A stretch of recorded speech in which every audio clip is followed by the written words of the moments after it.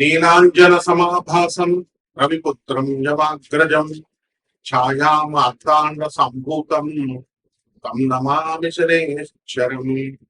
ఓం శ్రీ జగద్గురవే నమః. జగద్గురువైనటువంటి శనీశ్వర మహారాజ్ కి జై. మనకి శని జయంతి ఈరోజు.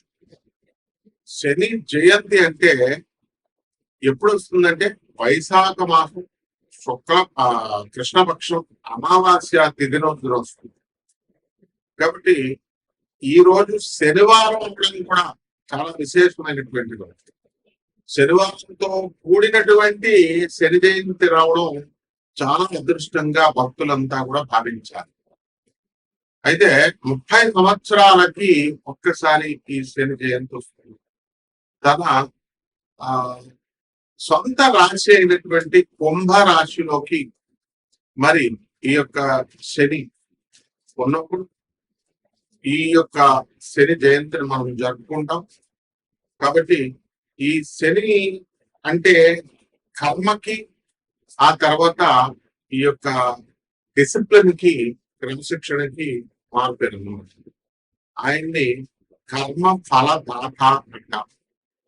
అలాగే కర్మ కారకుడు అంటాము. కర్మకి కారకుడు అయినా మళ్ళీ ధర్మానికి కూడా ప్రతీక అన్నమాట. అయితే ఎవరైతే ఈ యొక్క శని దశలు నడుస్తున్నప్పుడు అర్ధాష్టమ శని, అష్టమ శని, అలాగే ఏలినాటి శని, సాడే సాత్ అంటాం, ఇలాంటివన్నీ నడుస్తున్నప్పుడు ఎవరైతే అన్యాయంగా అధర్మంగా వీళ్ళు ప్రవర్తిస్తారో అటువంటి వాళ్ళని శనీశ్వరుడు శిక్షిస్తాడు. ఎందువల్లంటే ఆయన ధర్మమూర్తి. కాబట్టి మనకి ఈ శనీశ్వరుడు ఏం చేస్తాడంటే మనకి ఈ ఎన్నటి సమయాలలో చాలా కష్టాలను ఇస్తాడండి. ఈ అర్ధాష్టమ అష్టమ శని సమయాల్లో అనుకుంటాం. నిజమే, కష్టాలతో పాటు సక్సెస్ కూడా ఇస్తాడు అనేటటువంటి విషయాన్ని భక్తులు మర్చిపోతారు. అంటే ఇతర మనకి మిగతా 8 గ్రహాలు కూడా మనకి ఏం చేస్తాయంటే సుఖాలను ఇస్తాయి, అలాగే ఫలితాలను ఇస్తాయి, చాలా స్పీడ్ గా ఇస్తాయి. కానీ శనీశ్వరుడు మాత్రము చాలా స్లోగా, మందుడు అంటాం ఆయన్ని, స్లోగా నడుస్తాడు. ప్రతి ఒక్క ఆ గ్రహము కూడా ఒక సంవత్సరం లోపల లేకపోతే సంవత్సరంలో గిర్రమని తిరిగేసి ఒక రాశిలో ఉంటారు.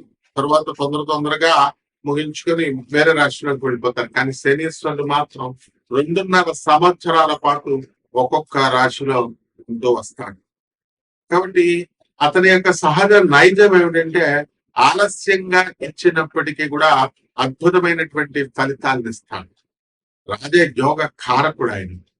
శని యొక్క ఆ అనుగ్రహం లేదే ఏ జీవికి కూడా ఆయుర్దాయం అనేటటువంటిది పరిపూర్ణంగా ఉండదు.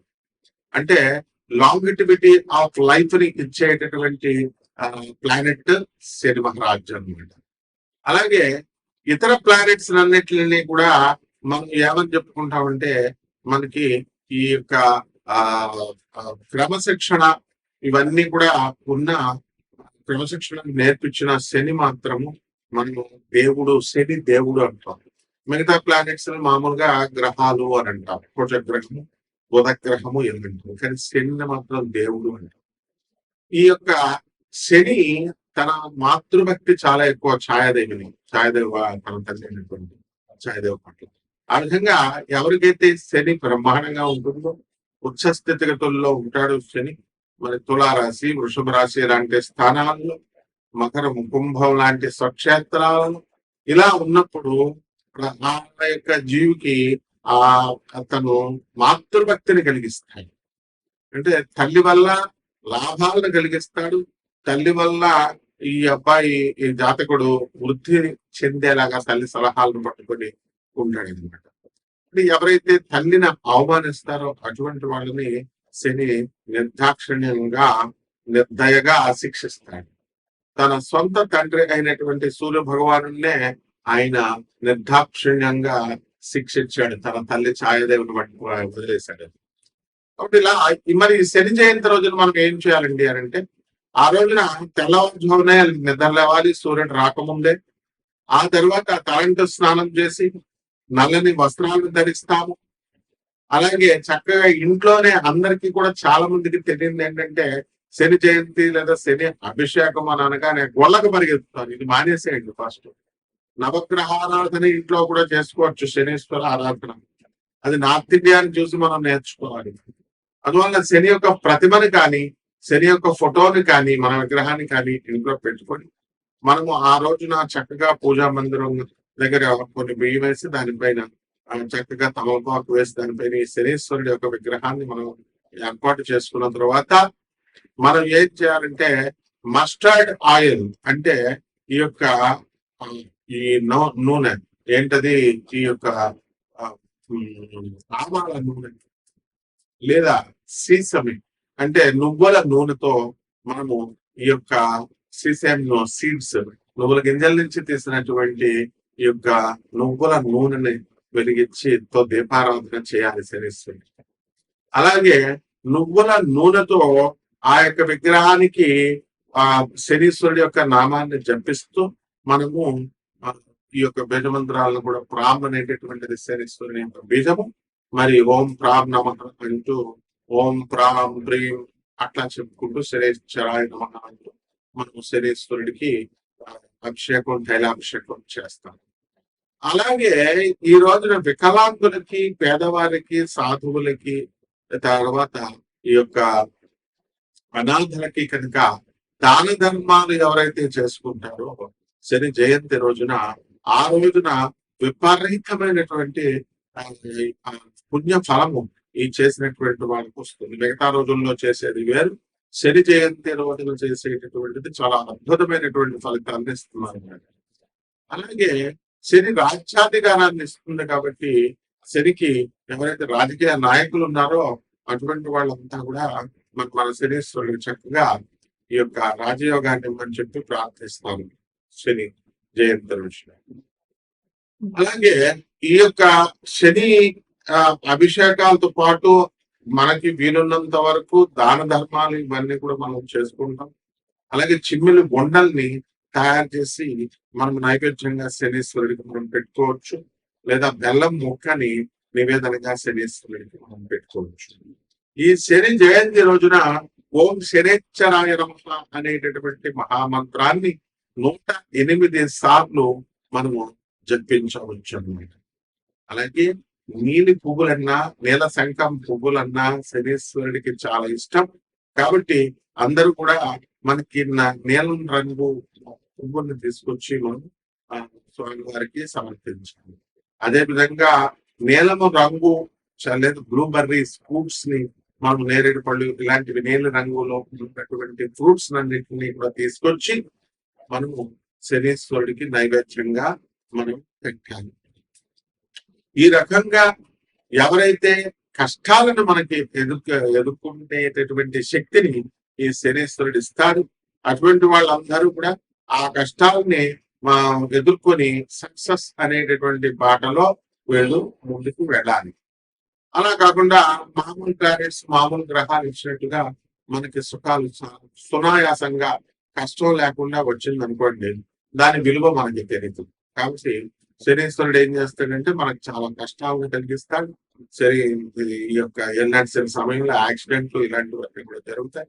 జరిగిన తర్వాత నిరంతరము ఎవరైతే నడుస్తారో, నిరంతరము ఎవరైతే కృషి హార్డ్ వర్క్ చేస్తారో, వాహనాలు ఇవన్నీ పడకుండా వీళ్ళతో సింపుల్ లైఫ్ ని ఎవరైతే లీడ్ చేస్తారో అటువంటి వాళ్ళంటే శనీశ్వరుడికి చాలా ఇష్టం అన్నమాట. అందువల్ల ఎవరైతే క్రమశిక్షణ కలిగి ధర్మబద్ధతగా ఎవరైతే ఉంటారో అటువంటి వాళ్ళకి సంతానం లేనటువంటి వాళ్ళకి కూడా సంతానాన్ని కలిగిస్తారు. ఎప్పుడైతే యోగము లేకపోయినా సరే జాతకుడికి ధనయోగం లేదనుకోండి, అటువంటి వాడిని కూడా ధన యోగాన్ని శనీశ్వరుడు కనిపిస్తాడు. అలాగే 6వ ఇంట్లో శని కనుక ఉన్నట్లయితే లాంగిటివిటీ ఆఫ్ లైఫ్ పెరుగుతుంది అని చెప్పి శాస్త్రం చెబుతుంది. అదేవిధంగా రోగాలు అనేటటువంటివి చాలా మందికి అనేక రకమైనటువంటి రోగాలు వస్తాయి. సాధారణంగా డెర్మటాలజీలో మనకి చర్మ సంబంధమైనటువంటి ఈ యొక్క డెర్మటాలజికల్ డిసార్డర్స్ అనేటటువంటివి వస్తాయి. ఆ విధంగా చర్మ వ్యాధులతో పాటు హ్యూమన్ ప్యాపిలోమా వైరస్ హెచ్పివి వ్యాధులు కూడా మనకి ఈ యొక్క శని ప్రభావం వల్ల వస్తుంది. అలాగే పీసీఓడి ప్రాబ్లమ్స్, ఈ హార్మోన్స్ ఇంబ్యాలెన్స్ వల్ల వచ్చేటటువంటి ఈ వ్యాధులన్నీ కూడా క్యాన్సర్ కి దారి తీస్తాయి, ఈ హెచ్పివి వైరస్ కూడా. అందువల్ల వాటిని అన్నిటిని కూడా ఈ యొక్క శనీశ్వరుడు నిరోధిస్తాడు. కాబట్టి ఒక్కొక్క రాశి వారిగా ద్వాదశ రాశుల వారందరికీ కూడా ఎటువంటి ఫలితాలు ఇస్తారో మనం చూద్దాం. ముందుగా ఇవన్నీ కూడా గోచారాల రీత్యా కోటాను కోట్ల మందికి అందరికీ కూడా కామన్ ప్లాట్ఫామ్ లో మనం చెప్తున్నాము కాబట్టి దాని రీత్యా మనకి ఈ ఫలితాలు అనేటటువంటివి ఇలా ఉన్నాయి రాశి ఫలాలు అని మనం చదువుకుంటాం, వింటాం. అయితే ఈ యొక్క వ్యక్తిగత జాతకం అనేటటువంటిది ఒక్కొక్కరికి ఒక్కొక్కలాగా ఉంటుంది. ఎవరైతే వ్యక్తిగత జాతకాలు కావాలనుకుంటున్నారో వాళ్ళందరికీ కూడా నాసా లైవ్ రిపోర్ట్స్ బట్టి అమెరికన్ టెక్నాలజీతో మేము ఈ యొక్క జాతకాలు చెప్తాం. అటువంటి వాళ్ళు మనం సంప్రదించవచ్చు. ఒక్కొక్క రాశి వారికి కూడా ఈ శని జయంతి ముందు ఎలా ఉంటుంది, ఆ శని జయంతి తర్వాత ఈ యొక్క విశేషమైనటువంటి రెమెడీస్ చేసుకున్న తగ్గుతా ఒక్కొక్క రాశి వారికి ఎలా ఉంటుందో మనం చూద్దాం. వృశ్చిక రాశి, ఈ వృశ్చిక రాశిలోకి అనురాధ నక్షత్రం వస్తుందంటే శని యొక్క నక్షత్రంలో. అలాగే వృశ్చిక రాశి వారికి అందరికి కూడా అష్టమ గురుగ్రహం జరుగుతుంది. మరి బ్రహ్మాండంగా అప్పులు అనేటటువంటివి తెగొస్తాయి. మీకు ఆదాయాలు కూడా బ్రహ్మాండంగా చాలా ఎక్కువగా ఉంటుంది. అలాగే ఖర్చులు కూడా చాలా అధికంగా మీరు ఖర్చు పెట్టేటటువంటి జరుగుతుంది. అయితే ఈ యొక్క గురువు అష్టమంలో ఉన్నటువంటి కారణంగా అప్పులు విపరీతంగా వచ్చినప్పటికీ కూడా మీరు భయపడాల్సినటువంటి అవసరం లేదు. మీకు మంచి వాళ్ళతో స్నేహం కంటే కూడా చెడ్డ వాళ్ళందరూ కూడా మీకు వీళ్ళు పరిచయాలు అయిపోవడం అనేటటువంటిది జరుగుతుంది. అలాగే వాళ్ళకి తోచినటువంటి సలహాలు, పిచ్చి సలహాలన్నీ కూడా మీకు ఇవ్వడం జరుగుతుంది. అయితే యోగ్యులైనటువంటి వాళ్ళు ఇచ్చేటటువంటి సలహాలను తీసుకోకుండా ఇలాంటి పిచ్చివాళ్ళ సలహాలని అందరు కూడా జనం అంతా కూడా దురాశ ఎక్కువ కాబట్టి జనానికి ఫ్రీగా రావాలి కాబట్టి ఇటువంటి వాళ్ళ మాటలు నమ్మి వాళ్ళ చేతల్లో నష్టపోవడానికి అవకాశాలు అధికంగా కనబడతాయి. అందుకని అలాంటప్పుడు మనం ఏం చేయాలంటే ఈ యొక్క శని జయంతి రోజున శనికి జపం చేసుకొని మనం శని స్తోత్రాలు చదువుకొని శనికి కిలోంపావు నల్ల నువ్వుల్ని, నల్లని వస్త్రాలను ఇచ్చి పేద బ్రాహ్మణులకి శనివారం నాడు ఉదయం 8 గంటలకి దానం చేసుకోవాలి. అలాగే దశమహావిద్యలో ఉండేటువంటి తారా అమ్మవారి యొక్క హోమాన్ని, ఆమె యొక్క మంత్ర జపాన్ని వీళ్ళు చేసుకోవడం ద్వారా బ్రహ్మాండంగా ఉంటుంది. అంతేకాకుండా చక్కగా మళ్ళా ఈ యొక్క అర్ధాష్టమ రాహు ఉన్నాడు కాబట్టి రాహు జపం చేసుకోవాలా, రాహు స్తోత్రాలు చదువుకోవాలా. కొత్త కొత్త వ్యాపారాలు అనేటటువంటి మీరు అందరూ కూడా ప్రారంభిస్తారు. పంచమంలో ఉన్నటువంటి శనిగ్రహ ప్రభావం వల్ల పిల్లలకు అనారోగ్యాలుగా మీకు కనబడటం అనేటటువంటివి జరుగుతాయి. అలాగే పిల్లలతో మీకు మాట్లాడటం అనేటటువంటిది తక్కువగా ఉండడానికి అవకాశాలు. మరి ఇలాంటి వాటిలన్నిటిని కూడా బద్దలు కొట్టుకుంటూ మీరు ఈ యొక్క శని రావి చెట్టుకి చక్కగా నీళ్లు పోసి రావి చెట్టు చుట్టూ ప్రదక్షిణాలు చేసుకుంటూ ఓం శనేశ్వరాయ నమః అంటూ బ్రహ్మాండంగా మీరు జపం చేసుకున్నట్లయితే మీ పరిస్థితి చాలా బ్రహ్మాండంగా ఉంటుంది. అంతేకాదు కొత్త కొత్త వ్యాపారాలు కూడా మీరు పెట్టుకోగలిగినటువంటి వాళ్ళు అవుతారు. ఈ రకంగా చేసుకోండి, బ్రహ్మాండంగా ఉంటుంది. శుభమస్తు.